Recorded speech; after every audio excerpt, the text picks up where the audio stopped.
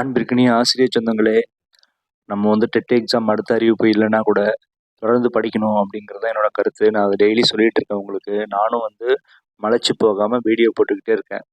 இப்போ பார்த்தீங்கன்னா, முன்னாடி டெட் எக்ஸாமுக்கு முன்னாடி அவ்வளோ பேர் அந்த வீடியோஸால யூஸ் பண்ணிட்டு இருந்தீங்க. பட் இப்போ ரொம்ப கம்மியாக தான் இருக்குன்னு எனக்கு தெரியுது. தெரிஞ்சாலும் நான் மனம் தளரக்கூடாதுன்ற முடிவுக்கு வந்துட்டேன். நான் டெய்லி வீடியோஸ் போடுறேன். அதை 10 பேர் பார்த்தாலும் அது எனக்கு வெற்றி தான், மகிழ்ச்சி தான் அப்படின்னு சொல்லிட்டு நான் இந்த வீடியோ ஸ்டார்ட் பண்ணிடுறேன். 11ஆம் வகுப்பு தாவரவியல்ல பாட்டனில ஏற்கனவே 100 கொஷின்ஸ் போட்டிருக்கோம். பகுதி 1, பகுதி 2. இது பகுதி 3. ஸ்டார்ட் பண்ணிடுமா? ஒளிச்சேர்க்கையின் ஒளிவினைகள் லைட் ரியாக்ஷன் பசுங்கணிகத்தின் எந்த பகுதியில் நடைபெறுகின்றன? தைலக்காய்டுகள். எது? தைலக்காய்டுகள். C3 சுழற்சியில், அதுக்கு பேர் கால்வின் சுழற்சின்னு பேருங்க. முதலில் உருவாகும் நிலையான சேர்மம் எதுனா 3-பாஸ்போகிளிசரிக் அமிலம், PGN சொல்லுவாங்க. C4 தாவரங்களில் CO2வை முதலில் ஏற்கும் ஏற்பி எதுன்னு பார்த்தீங்கன்னா PEP, பாஸ்போஈனால் பைருவேட். அன்பு நண்பர்களே, இந்த பகுதி 1, பகுதி 2ல இருந்து சில கொஷின்ஸ் ரிப்பீட் இருக்கும். பட் ரிப்பீட் இருக்குன்னு கவலைப்படாதீங்க. எனக்கு திரும்ப படிக்க அது மனசுல நல்லா பதிய தான் செய்யும். ஸோ C4 தாவரங்களில் கார்பன் டை ஆக்சைடை முதலில் ஏற்கும் ஏற்பி PEP, பாஸ்போஈனால் பைருவேட். கிரான்ஸ் உடற்கூறியல் எந்த வகை தாவரங்களின் இலைகளில் காணப்படுகிறதுனா C4 தாவரங்கள். கிளைகாலிசிஸ் நிகழ்வு செல்லின் எந்த பகுதியில் நடைபெறுகிறதுனா சைட்டோபிளாசம். காற்றில்லா மற்றும் காற்று சுவாசத்திற்கு பொதுவாக கிளைகாலிசிஸ் சைட்டோபிளாசத்தில் நடைபெறுகிறது. கிரப் சுழற்சி செல்லின் எந்த பகுதியில் நடைபெறுகிறது? மைட்டோகாண்ட்ரியாவில் நடைபெறுகிறது. சுவாச குணகம், அதாவது ரெஸ்பிரேட்டரி குவாஷன்ட், RQன்னு சொல்லுவாங்க. கார்போஹைட்ரேட்டுகளுக்கு எவ்வளவுன்னு பார்த்தீங்கன்னா 1. தாவரங்களின் நுனி ஆதிக்கத்திற்கு, அதாவது ஏபிக்கல் டாமினன்ஸ் காரணமான ஹார்மோன் ஆக்சின். அது என்ன பண்ணுது? பக்கவாட்டு கிளைகள் வராம, முட்டுகள் வராம தடுத்து நுனியை நோக்கி நேர்போக்கா மேல் நோக்கி போறதுக்கு உதவி செய்யுது. கனிவிடை பகுதியின் நீட்சி அடைதலை தூண்டும் தாவர ஹார்மோன் ஜிப்ரலின். இப்போ ஜிப்ரலின் பார்த்தீங்கன்னா பக்க வளர்ச்சிக்கு உதவுது. கனி பழுத்தலை விரைவுபடுத்தும் வாயு நிலை தாவர ஹார்மோன் எத்திலீன்.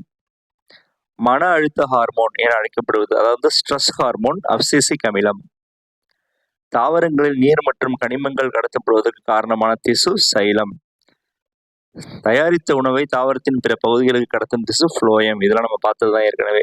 திறந்த வாஸ்குலார் கற்றை என்பதில் எந்த திசு காணப்படுகிறதுனா கேம்பியம். ஒருவித்தலை தாவரத்தண்டின் வாஸ்குலார் கற்றையின் வடிவம் என்ன? மண்டையோட்டு வடிவம், ஸ்கல் ஷேப்டு. தாவரங்களில் நீராவி போக்கு முதன்மையாக எதன் வழியாக நடைபெறுகிறதுனா இலைத்தலை, ஸ்டொமேட்டா வழியாக. 80-90% அப்படிதான் நடக்குது. ஹைடதோடுகள், ஹைடதோட்ஸ் வழியாக நீர்த்துளிகளாக வெளியேறும் நிகழ்வு எவ்வாறு அழைக்கப்படுகிறதுனா கசிவு நீர் வெளியேற்றம். செல்லின் ஆற்றல் நிலையம் என அழைக்கப்படுவது எது? மைட்டோகாண்ட்ரியா. செல்லின் தற்கொலை பைகள் என அழைக்கப்படுவது லைசோசோம்கள். புரத சேர்க்கை, அதாவது புரோட்டீன் சிந்தசிஸ் சொல்லுவாங்க, நடைபெறும் செல் நுண்ணுறுப்பு ரைபோசோம் அல்ல ரிபோசோம்னு சொல்லுவாங்க. தாவர செல் சுவரின் முக்கியமான வேதிப்பொருள் எது? செல்லுலோஸ். குன்றல் பகுப்பு மியாசிஸ் செல் பிரிதலில் எந்த நிலையில் குறுக்கே கலத்தல் கிராசிங் ஓவர் நடைபெறுகிறது? பாக்கெட்டின் அப்படின்ற ஒரு பகுதி. செல் சுழற்சியில் நீண்ட நிலை எதுன்னு பார்த்தீங்கன்னா இடைநிலை, இன்டர்ஃபேஸ் தான்.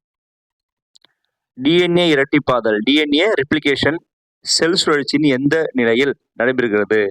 அது 5ஆம் நிலை, சிந்தசிஸ் ஃபேஸ்ல. நொதிகள் வேதியியல் ரீதியாக எதனால் ஆனவை? புரதங்கள் ஆனவை, புரோட்டீன்ஸால் ஆனவைங்க. CAM தாவரங்களில் இலைத்துளைகள் எப்பொழுது திறக்கின்றன? இரவு நேரத்தில். ஸ்கொட்டாக்டிவ். ஒளி சுவாசம், போட்டோ ரெஸ்பிரேஷன் நடைபெறும் 3 செல் நுண்ணுறுப்புகள் எவைன்னு பார்த்தீங்கன்னா பசுங்கணியம், பெராக்சிசோம் அண்ட் மைட்டோகாண்ட்ரியா. இது 3த்துலயுமே போட்டோ ரெஸ்பிரேஷன் நடக்குதுங்க. ATP உருவாக்கத்தின் கெமி ஆஸ்மேட்டிக் கோட்பாட்டை முன்மொழிந்தவர் பீட்டர் மிட்ஷேல்.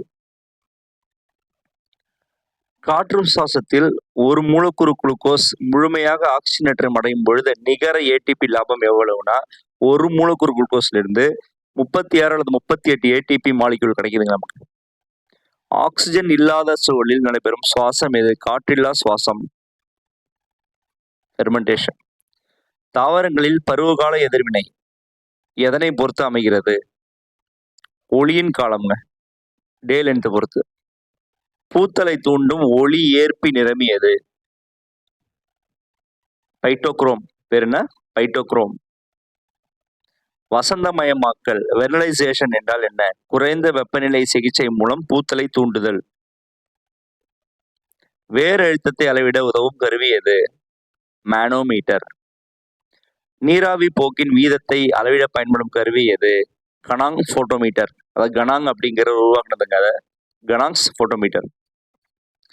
பிளாஸ்மா சவ்வின் திரவ மொசைக் மாதிரியை முன்மொழிந்தவர் யார்? சிங்கர் மற்றும் நிக்கல்சன் 1927 வெளியிட்டாங்க. செல் கொள்கையை உருவாக்க காரணமாக இருந்தவர்கள் யார்? ஸ்லைடன் மற்றும் ஷான். இவங்க 2 பேர் தான் செல் கொள்கையை உருவாக்கினார்கள்.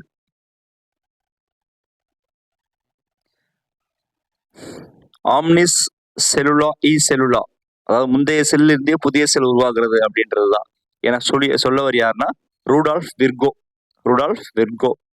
சைலம் திசுவில் உள்ள உயிரற்ற செல் எது? ட்ரக்கீடுகள் மற்றும் ட்ரக்கிகள், சைலம் குழாய்கள் பேருங்க இருக்கு.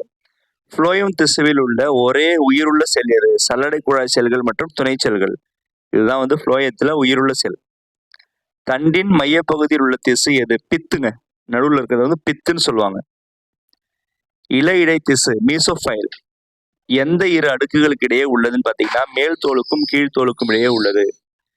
இருவித்தலை தாவர இலையில் காணப்படும் இருவகை மீசோஃபில் செல்கள் யாவை? பாலிசேட் மற்றும் ஸ்பாஞ்சிபாரன்கைமா. இது 2 தாங்க அது. குளுக்கோஸ் சிதைவின் பொழுது முதலில் நிகழும் பொதுவான படிநிலை எது? கிளைகாலிசிஸ் நிகழ்வை கண்டறிந்த அறிவியலாளர்கள் பெயர்கள் சுருக்கம் என்ன? EMP வழித்தரம்னு சொல்லுவாங்க. அதாவது எம்டன், மெசர்ஹோப் அண்ட் பேட்னஸ், இவங்க 3 பேர் சேர்த்து EMP வழித்தரம்னு சொல்லிட்டாங்க. அதை நொதித்தல் செயலின் போது ஈஸ்ட் தயாரிப்பது எப்படி?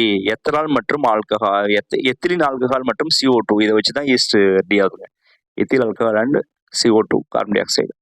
தாவரங்களின் சவ்வூடு பரவல் ஆஸ்மோசிஸ் முறையில் நீர் எந்த திசையை நோக்கி நகர்கிறதுனா குறைந்த செறிவு கரைசலிலிருந்து அதிக செறிவு கரைசல் நோக்கி நகருதுங்க. பிளாஸ்மா சிதைவு எப்போது நிகழ்கிறதுனா செல்லை மிகை செறிவு கரைசலில் வைக்கும் பொழுது, அதாவது ஹைப்பர்டோனிக் சொல்யூஷன்ல நம்ம செல்லை வச்சோம்னா அப்பதான் பிளாஸ்மா சிதைவு, பிளாஸ்மோசிஸ் நடக்குது. முதன்மை வளர்ச்சிக்கு காரணமான ஆக்கு திசு என்னது? நுனியாக்கு திசு.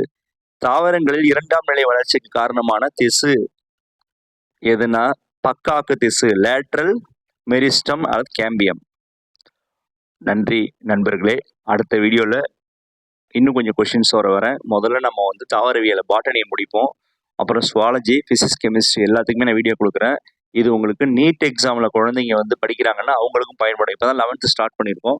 அது 12th ஃபுல்லாக நான் கொடுக்குறேன். தேங்க்யூ.